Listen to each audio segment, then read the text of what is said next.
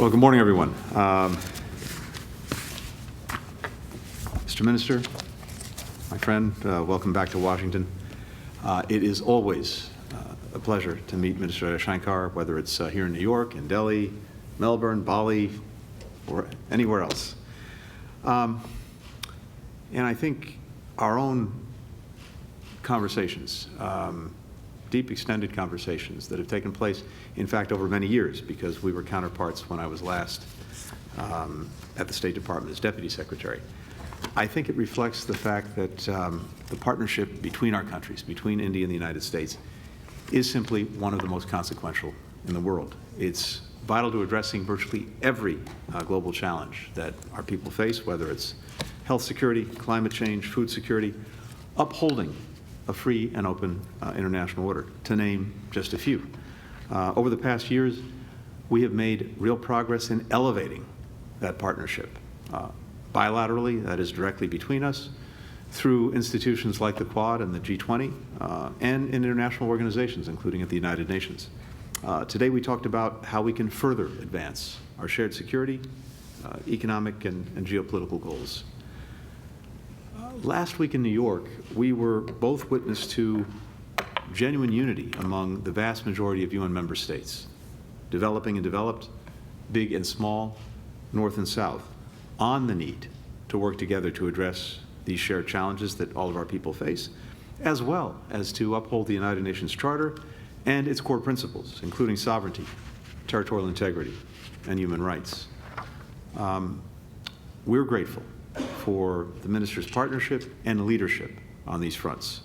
That includes in the Security Council, where, as we were together, he underscored the message that Prime Minister Modi delivered recently in Uzbekistan that, and I quote, "Today's era is not of war."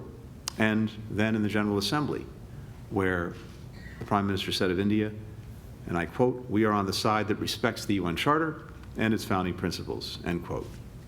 So is the United States. We recognize that to meet the challenges we face, members of the UN must not only uphold the Charter, but also modernize the institution, including by making the Security Council more inclusive.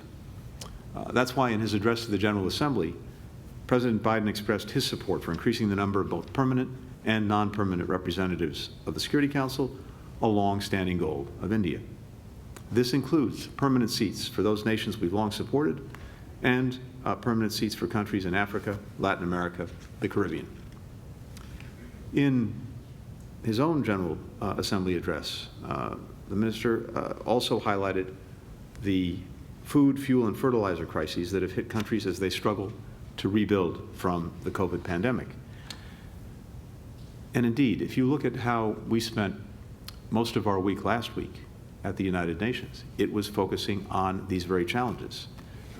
We've been working to rally allies and partners, not only to help people around the world most affected by these crises, but also to make sure that we are part of the solution to creating durable ways of dealing with these challenges. For example, on food security, not only responding to the emergency need, but also helping countries develop durable agricultural productive capacity. We know as well that each of these crises has been exacerbated by Russia's war on Ukraine, and it's why we continue to marshal international pressure on President Putin to end his war of choice.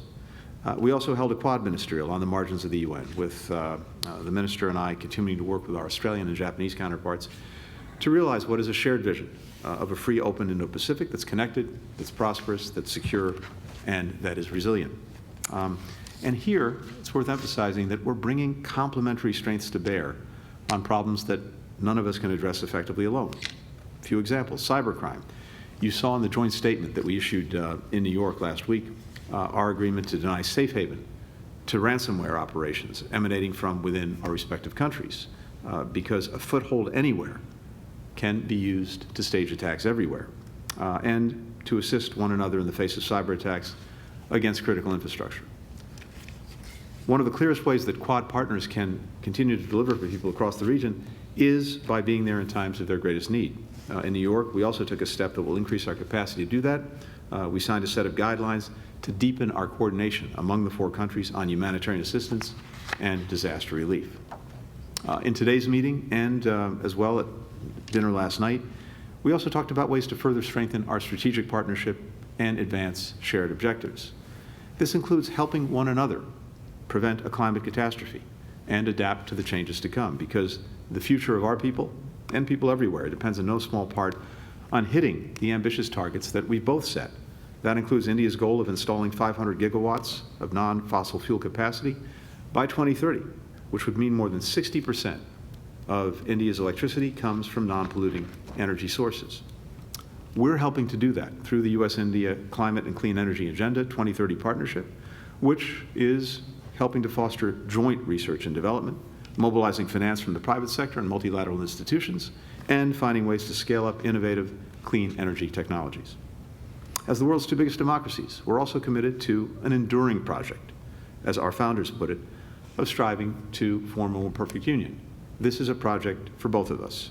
We have to work together to show that our democracies can meet our people's needs, and we must continue to hold ourselves, both of us, as well as our fellow democracies, to our core values, including respect for universal human rights, like freedom of religion and belief and freedom of expression, which makes our democracies stronger. We explored ways to keep building our dynamic economic partnership. The Indo-Pacific Economic Framework, which we launched in May, is one way we'll do this. Just a few weeks ago, India affirmed its intention to participate in 3 of the framework's pillars on supply chains, clean economy, and fair economy. The U.S. is India's largest trading partner, with $157 billion last year in bilateral trade. We're India's largest source of foreign direct investment, with a diverse range of U.S. companies investing $45 billion in India: Google, Microsoft, Whirlpool, Boeing, GE, and I could go on. But we see more room to grow, and to do it in a way that creates jobs for workers in both of our countries. The U.S.-India Commercial Dialogue, the U.S.-India CEO Forum will give us more opportunities to do that in the months ahead. So these are just some of the ways, multilaterally, regionally, bilaterally, that we're bringing this close relationship between India and the United States even closer together. And with India holding the presidency of the Security Council in December and taking over the presidency of the G20 next year, we'll be able to drive more concerted global cooperation and action together. At an event this weekend, you called, Mr. Minister, the shift in U.S.-India relations the single biggest change that you've observed in decades of service as a diplomat. The minister said, and I quote, "It did not change only because of government policies. The relationship changed because of Indian Americans." And I could not agree more. We're grateful to have an Indian American community that does so much to deepen ties between our countries, as well as to shape the fabric of this country.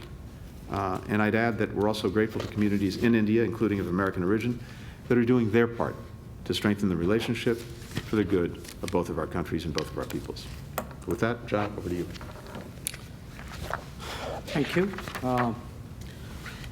It is really a great pleasure to join Secretary Blinken at this media event at the conclusion of what I can honestly say is a very productive morning of discussions. I was last here in April, and obviously a lot of things in the world have changed since then.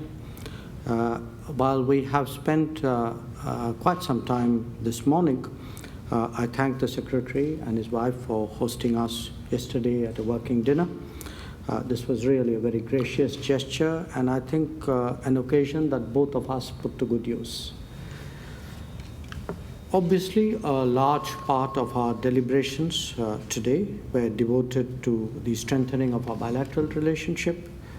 Most of you would readily understand that it has grown very significantly in scope and depth over the last few years. We engage each other across pretty much every domain, and the quality of our cooperation, as indeed of our conversations, have steadily improved. In today's meeting, we discussed our political coordination, working together in plurilateral and multilateral formats, and exchanging assessments and collaborating on important regional issues and global challenges. I would specifically mention the Ukraine conflict and the Indo-Pacific situation in that regard.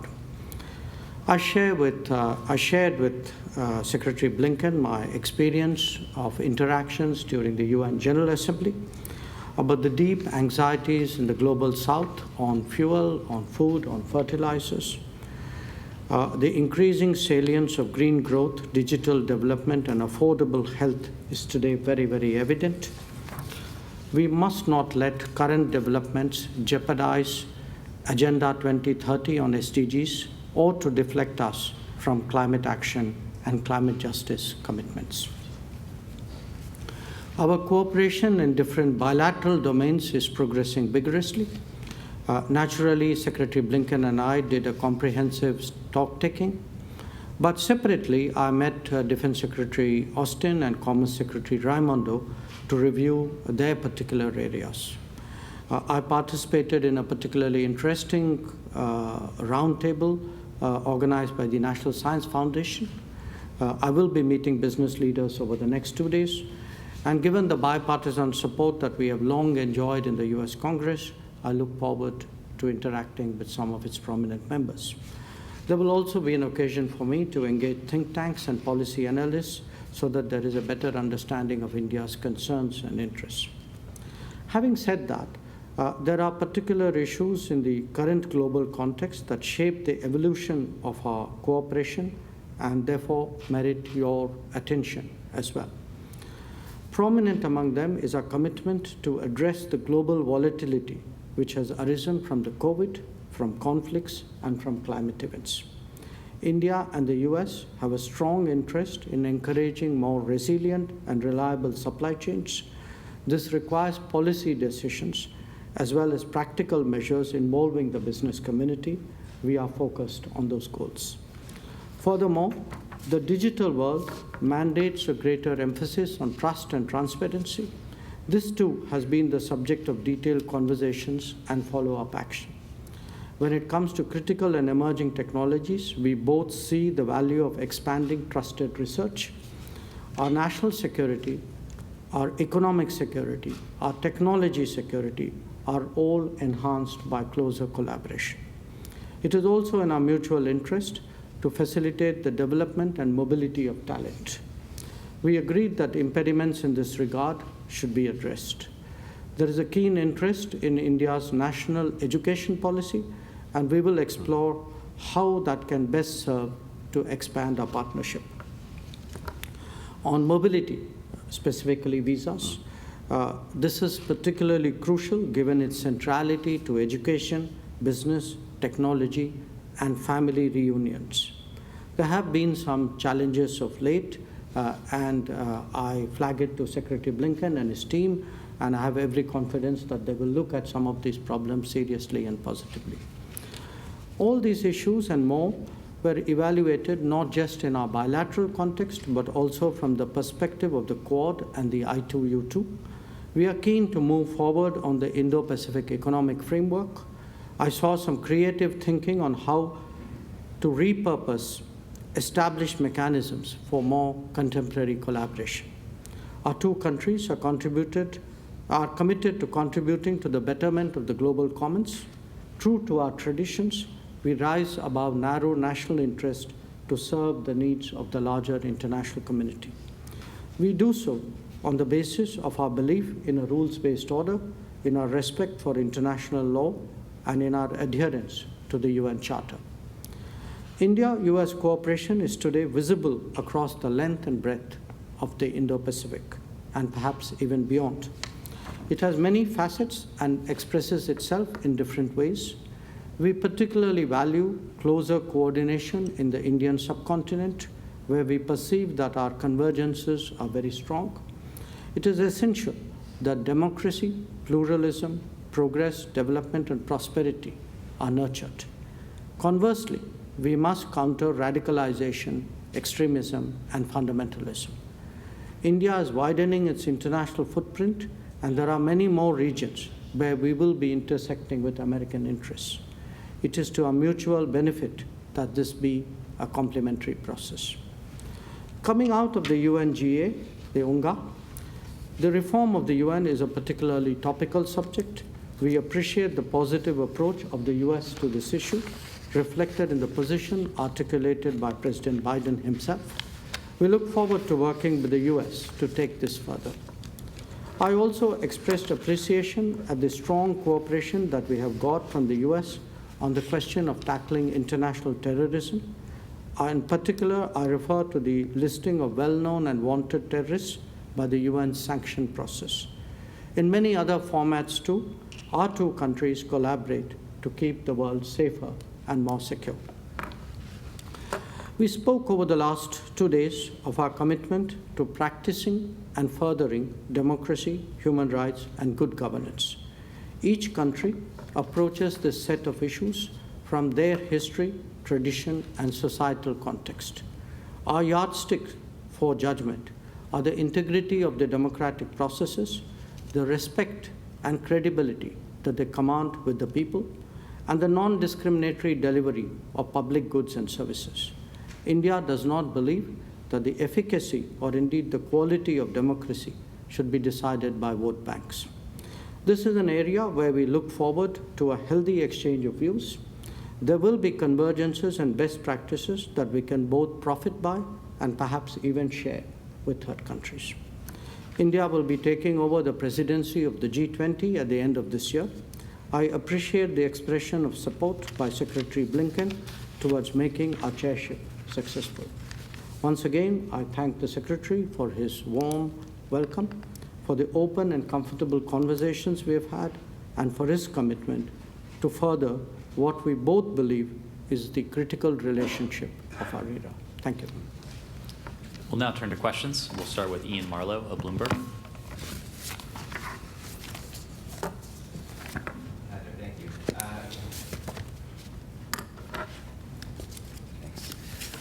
Secretary Blinken, we've seen several reported leaks in the Nord Stream pipeline system that Germany has said could be an act of sabotage.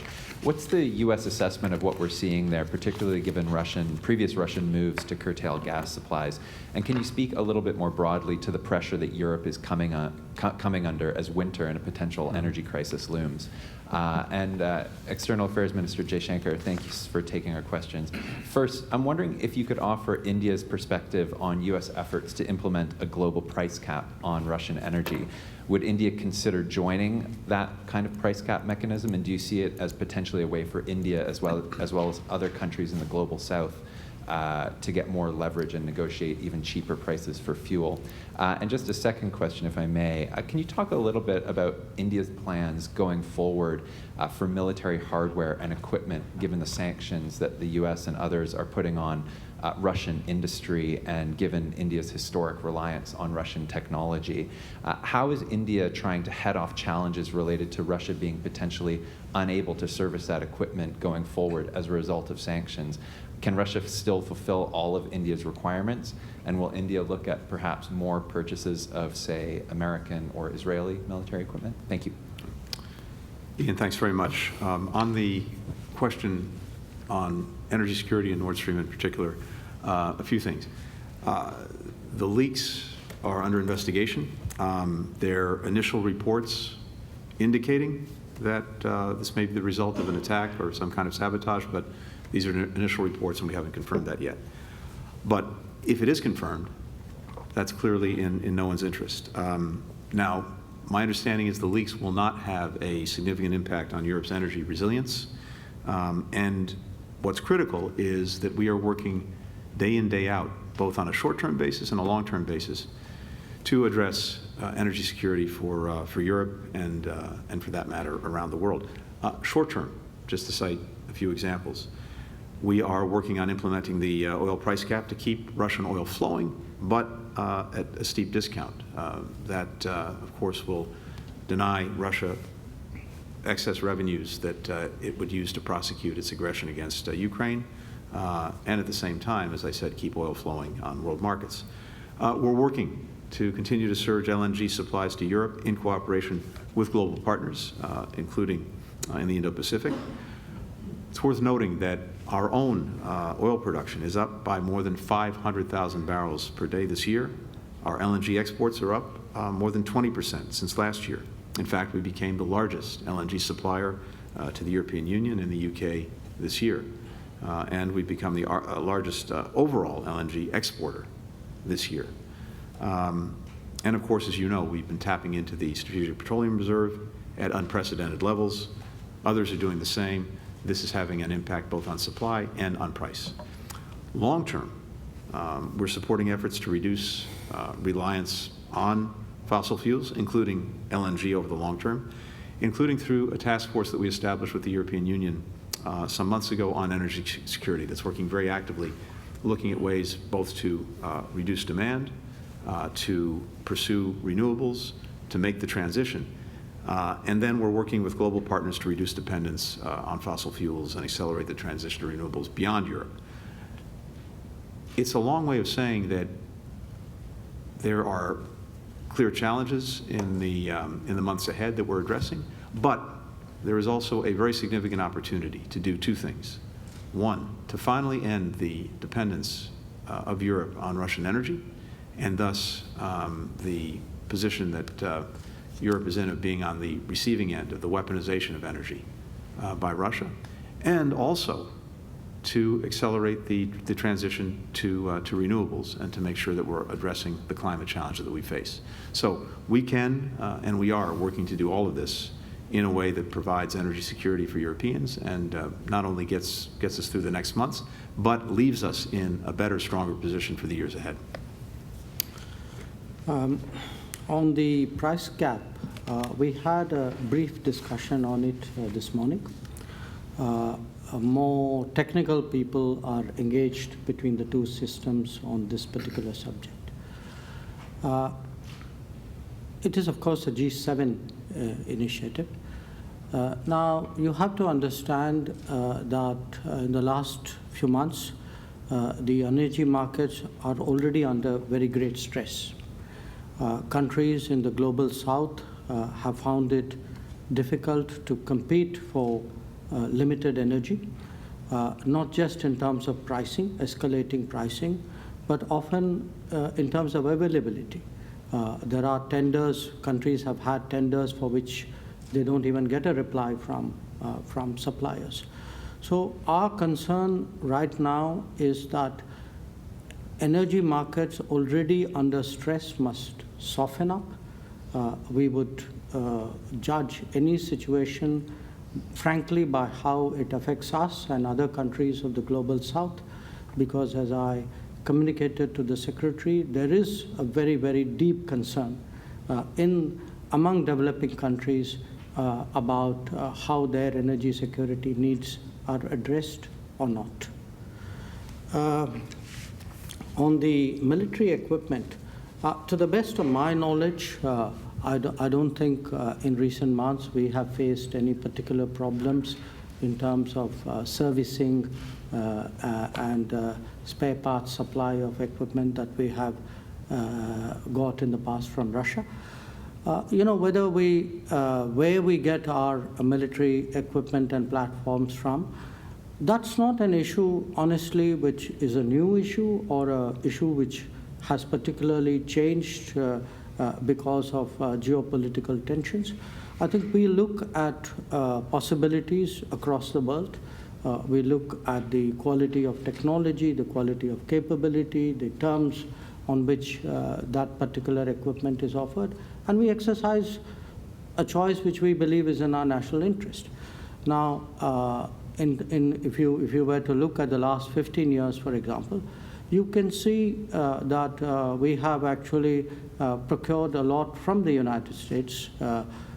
If you were to consider, for example, aircraft, the C-17, the C-130, the P-8, or the Apache helicopter, or the Chinooks, or the howitzers, the M777 howitzers. We have done so from France. I mean, we bought recently the Rafale aircraft. We have done so from Israel. So we have a tradition of multi-sourcing. For us, how to get the optimal deal from a competitive situation is really what this is all about. We'll next turn to Lalit Jha, Trust of India. Thanks, Ned. Thanks, Mr. Minister. You have been associated with this India-US relationship for decades and dealt with, you have been dealing with this India-US relationship for decades and dealt multiple leadership, multiple administrations. What is your overall sense of the trajectory of the relationship? And Mr. Secretary, I would like to pick up a few points from your opening remarks. First, you said you discussed to strengthen a strategic partnership, and this includes helping each other. Mm-hmm. The recent decision of the U.S. To provide $450 million FM sales on F-16 maintenance package certainly is not doesn't help India's strategic national interest. Everyone knows where F-16 has been used in the past and where it will be used. Certainly is not being used for counter-terrorism operation, if you can help us understand that. On India's role in Ukraine, can you give us a sense what India's can play a role in Ukraine peace process, given that Prime Minister Modi's recent remarks to President Putin and Mexico's proposal of a 3-member committee, including Prime Minister Modi, His Holiness Pope, and UN Secretary General to help resolve peace, bring peace in Ukraine. And finally, on your comments on Indian Americans, Indian Americans have played a big role in this relationship, and they are big supporters of Democratic Party. But there's frustration brewing up among this community as well because of the 700 days of visa waiting period among Indian Americans when they ask their friends and families and parents to come from India. All the embassies and consulates are giving them first appointment they're getting of 2024. Thank you, sir. Those were 6 questions bundled into one. It's very impressive. It's very impressive. I think you topped our colleague Ian. And so, Thank you. Well, look, I think the Secretary was good enough to refer to something I said on the weekend to a group of Indian Americans and Indians who live here, which is that the big change that I have seen in my 4 decades as a diplomat was actually in the transformation of India-US relations. And your question, how do I see the trajectory? Quite honestly, I see today a United States very international, very much more to engaging, very much more open to engaging a country like India, which is actually thinking beyond traditional alliances, which has been very effective at finding common ground with potential or actual partners. And a very good example of all this is actually in the Quad. The fact was, Quad was something we tried about 2 decades, 15 years ago. It didn't work. And it is working very well today, and is doing, it's grown remarkably in the course of the last 2 years.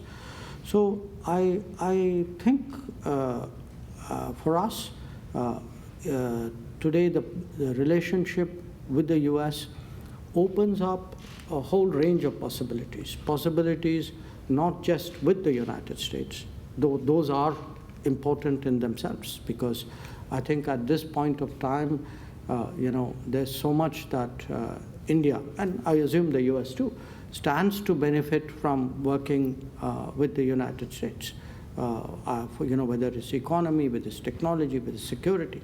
But the other part is also, I would say, it's been for us a very positive experience, a very encouraging one with a lot of promise of working with the US to shape the direction of the world. To me, that's really the big jump which we have made. I think the more we work together, the more we engage each other, I think many more possibilities will come. So very frankly, that's a long way of saying that I'm very bullish about the relationship. I can only echo, first of all, what Mr. Jaishankar said. I think no 2 countries have a greater ability, and I think opportunity and responsibility to try to shape the future of the century than the United States and India as the world's 2 largest democracies. And what is very gratifying to me is the fact that in all of these meetings, in all of these conversations, in this ongoing dialogue we are thinking together and working together in ways that we haven't before. That doesn't mean that we don't have differences. We do, and we will. But it also means that because of the depth and quality of the dialogue we have, we talk about everything and work closely together on how we can advance the agenda that we have in common, which, as you've heard, I think, from both of us, extends to virtually every issue that is confronting our own citizens and people around the world. On the specific questions you raised, on the F-16s, to be very clear, and it's important, this is a sustainment program for F-16s that Pakistan has long had. These are not new planes, new systems, new weapons. It's sustaining what they have. We have a responsibility and an obligation to whomever we provide military equipment to make sure that it's maintained and sustained. That's our obligation. Pakistan's program bolsters its capability to deal with terrorist threats emanating from Pakistan or from the region. It's in no one's interest that those threats be able to go forward with impunity. And so this capability that Pakistan has had can benefit all of us in dealing with terrorism. On the question of visas, I'm extremely sensitive to this. If it's any consolation, I can tell you that this is a challenge that we're facing around the world, and it's a product largely of the COVID pandemic. Our ability to issue visas dropped dramatically during COVID, and without boring you with all of the details, this is the one self-financing part of the State Department. That is, around the world, the fees that we get for issuing visas go to our budget, and they go to our capacity to put in place the people needed to process the visas. When COVID hit, the demand for visas fell through the floor. Visa fees went away. The system as a whole suffered. And then, of course, in actually issuing visas, even with much more limited resources, we had constraints from COVID about the number of people we could have in our embassies at any one time, et cetera. We are now building back very determinedly from that. Surging resources. We have a plan when it comes to India to address the backlog of visas that's built up. I think you'll see that play out in the coming months, but it's something that we're very focused on. These connections, these people-to-people ties, whether it's students, whether it's business people, whether it's tourists, whether it's family, this is what really links us together, and the last thing we want to do is make that any more difficult. On the contrary, we want to facilitate it. So bear with us. This will play out over the next few months, but we're very focused on it. Finally, India's role when it comes to Ukraine, a potential peace process. I really want to emphasize what Prime Minister Modi said, because I think he captured, as well as anyone I've heard, fundamentally what this moment is about. As he said, this is not an era, this is not a time for war. We could not agree more. We saw the aggression, the threat of the aggression mounting from Russia against Ukraine last year. We warned the world about it, and we tried everything possible to avert it through diplomacy. Unfortunately, tragically, President Putin pursued his aggression nonetheless. And now the Ukrainian people, but also the world, are reaping the consequences. We see this not only in the suffering of the Ukrainian people, the decimation of their country by Russian forces, but we see it also in the profound threat to the United Nations Charter that binds us together, the basic principles that are so necessary to keep peace and security around the world that came to being after 2 world wars: sovereignty, territorial integrity, independence. They are being challenged. And we're seeing the consequences in everything from rising food insecurity to the energy prices that we've talked about. So it's profoundly in everyone's interest for Russia to stop its aggression. But it really is incumbent upon Russia and President Putin to decide that this is what it's going to do. one person has the ability to stop this aggression tomorrow, and that's Vladimir Putin. And as I said last week, if Russia stops fighting, the war ends. If Ukraine stops fighting, Ukraine ends, because Russia has seized territory through this aggression that makes it challenging for Ukraine to sustain its viability. So this is incumbent upon President Putin. We are very determined that if there is any opportunity for meaningful diplomacy to try to end the war, we will be part of it. But as of this date, speaking to you today, we continue to see no signs from Russia and President Putin that they're prepared to engage in meaningful diplomacy in a negotiation that would lead to a just resolution of the aggression. It is on Russia, it is on President Putin, and we will see if they finally respond. I think it's very important, though, that voices as consequential as India's make themselves heard, and that's why I thought that the Prime Minister's comments were so significant, including as well his strong, clear support for the United Nations Charter when he was speaking to the UN last week. Kylie Atwood, CNN. Hi, thank you. I'll start with Minister Jaishankar. 2 questions for you. As the Secretary was saying, Prime Minister Modi said earlier this month, now is not the time for war. Last week, when you were at the United Nations, you said India is on the side of peace. Generally speaking, is there anything that India is actively working on, perhaps with the U.S., to push for the war in Ukraine to end? And then to follow up on your response to my colleague on conversations about a price cap on Russian oil. You said that was briefly discussed during your meeting with the Secretary today, but it seems that you still have concerns, and right now India is not in favor of a cap on Russian oil. So is that accurate, and what would change that position? And Secretary Blinken, 1 question on Iran and 1 question on Ukraine. With the new Treasury General licenses last week, there are still technical hurdles when it comes to getting internet to Iranians. So I'm wondering what more the United States could do, and if the United States would work with private companies if they were to try and physically get hardware into Iran to make sure that they could facilitate the distribution of internet to the country. And then the second question on Russia, what cost will the United States impose on Russia if it annexes these Ukrainian territories that are holding these so-called referendums? And will the U.S. still allow Ukrainian troops to use U.S. weaponry to defend against Russians in those territories, no matter what the outcome of these referendums and these possible annexations? Thank you. Yeah. Please. Yep. We have taken the position privately, publicly, confidentially, consistently from February 24th that this conflict is not in anybody's interest. And we've always advocated that the best way forward is to return to dialogue and diplomacy.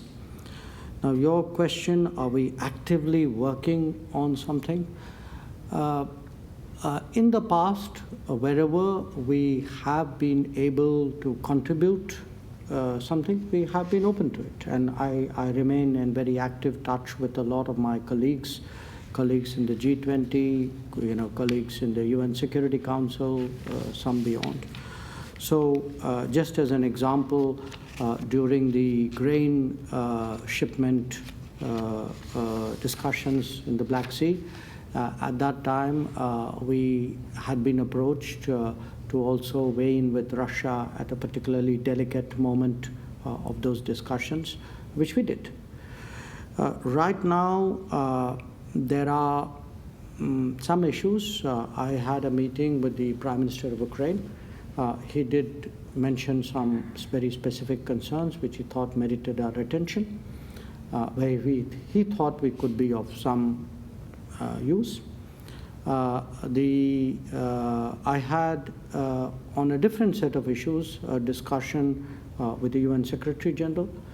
He's been very active, as you know, on a whole lot of specific concerns pertaining to the conflict. So it's not necessarily the overarching peace prospect, but even in the current scenario, are there issues which we can solve or in some way mitigate or ameliorate? So there was some discussion with the UN Secretary General as well. I don't think it would be right for me to kind of go into specifics at this time. Do we have concerns? This is in respect to your oil question. Look, we have concerns about the price of oil. We are a $2,000 per capita economy. The price of oil is breaking our back. That is our big concern. Kylie, first on Iran. First things first. Mahsa should be alive today. The only reason she's not is because a brutal regime took her life, and took her life because of decisions she should be making about what she would wear or not wear. Women in Iran have the right to wear what they want. They have the right to be free from violence. They have the right to be free from harassment. That's true in Iran. It's true, should be true everywhere. So, for starters, Iran needs to end its use of violence against women for exercising what should be a fundamental freedom. And as a general proposition, and in this specific instance, we stand with all of those who are exercising the universal right to peaceful protest. As you noted, we've also taken action. And two things I would point to. We designated the so-called morality police and specific individuals for human rights abuses. And that imposes sanctions on them, and it would impose as well sanctions on anyone who seeks to, in any way, do business with them. And then, more specifically to the point you raised, we announced a general license to facilitate the free flow of information inside Iran. So, for example, what this does is it authorizes companies to provide things like cloud services, privacy technology, security technology, hardware and software to enable the Iranians to better communicate among themselves and also with the rest of the world. Individual companies can come to us, to OFAC in this case, to determine whether their technology fits under the license. And we will certainly look for ways to facilitate technology services being made accessible to people in Iran. On the question of Russia and the sham referenda and annexations that seem to be proceeding in Ukraine. One, we've been very clear that we are prepared and we will impose additional severe and swift costs on Russia for proceeding with the annexations. And again, it's important to remember what's going on here. Russia invaded Ukraine, seized territory, and is engaged in a diabolical scheme on some of the territory it seized, where it has moved the local populace out, often through these filtration centers, where people may be deported to Russia, elsewhere in Ukraine, or they simply disappear. Then they bus Russians in, they install puppet governments, and then they engage in the referendum and manipulate, in any event, the outcome to then claim that the territory belongs to Russia through annexation. We and many other countries have already been crystal clear. We will not, indeed, we will never recognize the annexation of Ukrainian territory by Russia. And I've also been equally clear that Ukraine has the absolute right to defend itself throughout its territory, including to take back the territory that has been illegally seized one way or another by Russia. And the equipment, the weapons that we and many other countries are providing them have been used very effectively to do just that, as we've seen in northeast Ukraine and as we see as well in the south. And again, because there is no change at all in the territory that is being annexed by the Russians as a matter for us or for the Ukrainians will continue to do what they need to do to get back the land that has been taken from them. We will continue to support them in that effort. We'll take a final question from Rina Bardwaj. I'm sorry, Nazira, we don't have time. From Rina Bardwaj, Asian News International. Minister Jaishankar and Secretary Blinken, thank you for doing this. Minister Jaishankar, you've had a very busy week at UNGA, meeting all your counterparts. Now, did they express their worries about Ukraine, which you mentioned in your remarks, of course, but also Taiwan? And did you discuss the impact of these developments on the global economy with Secretary Blinken? How are the two countries going to work together to address these concerns? And my second question to Secretary Blinken is, you talked about F-16 and the obligation that the U.S. has, but can you further clarify what counter-terror threats does Pakistan face, and why is there a need for these fighter jets? Also, there's a discussion with your Pakistani counterpart to improve ties with India and to make the region more stable. What was their response? You did give them an advice to maintain peace. What was the advice that you gave them?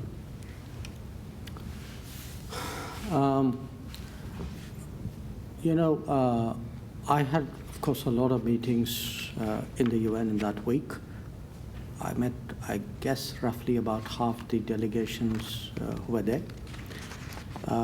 And a common concern among them was the anxiety about global economic volatility and anxiety about sharply increased energy prices, of food inflation and food availability, of fertilizers which will impact food next year, of disrupted trade, of shipping, of insurance, of airline movements, of travel.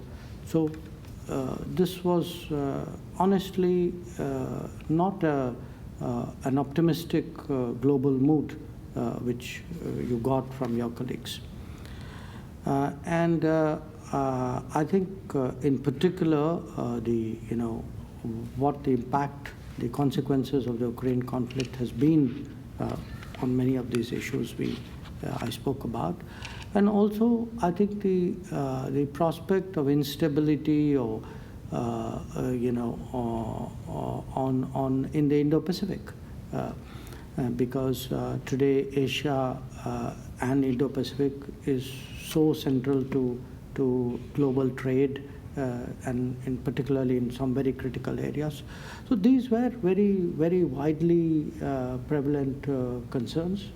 We had a good discussion about it yesterday evening. And we do think today, I speak for India, but I also speak to some degree for the relationship having an impact on the world.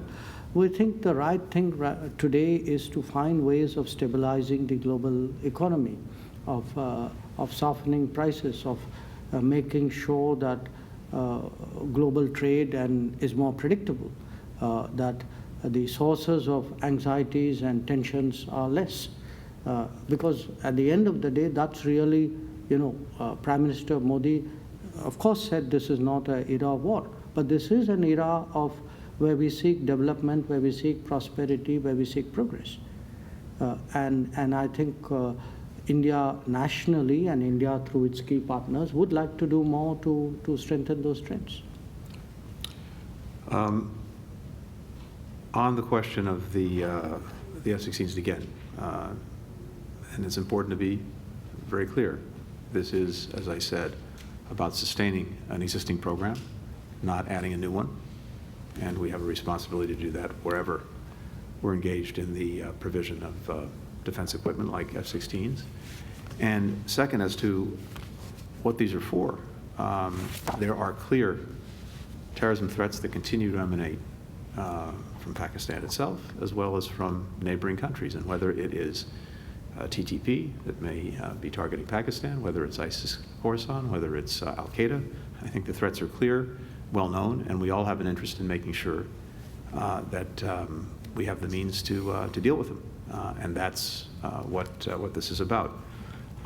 More broadly, we always encourage our friends to resolve their differences through diplomacy, through dialogue. That hasn't changed. It won't change. It would not be appropriate for me to characterize Pakistan's response, just as I wouldn't characterize our friend's response in a similar conversation. Thank you. Thank you, everyone. Thank you, Your Excellencies.